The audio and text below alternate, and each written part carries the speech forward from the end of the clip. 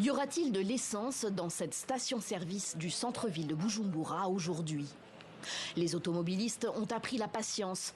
Certains dorment dans leur voiture pour ne pas perdre leur place dans la file d'attente. Aucun chauffeur de bus, au chômage technique, quand le carburant manque, n'accepte de s'exprimer face caméra. Ils sont totalement désabusés.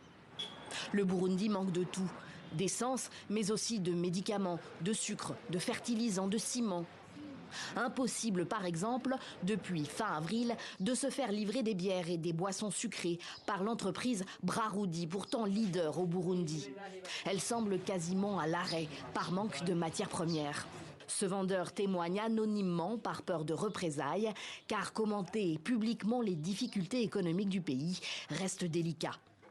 Les clients se lamentent et nous passons des journées entières sans travailler. Nos patrons enregistrent des pertes énormes. J'ai peur de perdre mon travail et d'être contraint de retourner vivre au village. Ce métier me faisait vivre et me permettait de subvenir aux besoins de ma famille. La crise économique dure depuis plusieurs années, mais elle semble toujours s'aggraver. Dépréciation continue du franc burundais. Inflation à plus de 26% en 2023, d'après l'Institut national des statistiques du Burundi. Le mois dernier, le chef du gouvernement a dû répondre aux questions des parlementaires réunis en congrès à Bujumbura sur cette dérive économique et sur le risque de faillite de Brarudi en particulier, première entreprise contributrice au budget de l'État. C'est un problème, c'est vrai. L'entreprise Brarudi fait entrer des devises dans le pays, paie beaucoup d'impôts.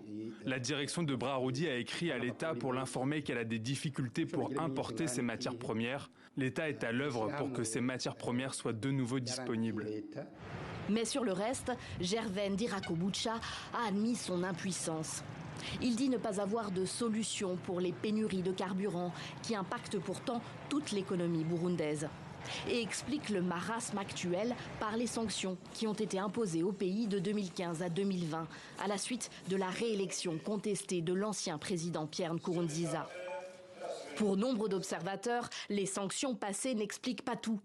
Le Burundi manque cruellement de devises étrangères pour importer ce dont il a besoin. Et parallèlement, ses exportations sont en berne car l'État a délaissé certaines filières clés centrées sur l'export, comme celle du coton et du café.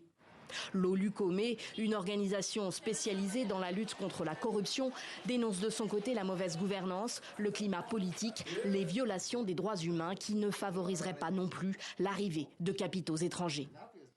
Les militaires, les policiers, les magistrats, les ministres qui sont dans les affaires. Quel investisseur étranger qui viendra investir dans un tel pays? C'est impossible. C'est impossible. Il faut vraiment que l'autorité publique prenne des mesures en vue d'assainir ce que nous appelons l'environnement des affaires. Un climat général qui n'incite pas non plus les grands bailleurs de fonds internationaux à prêter de l'argent au pays.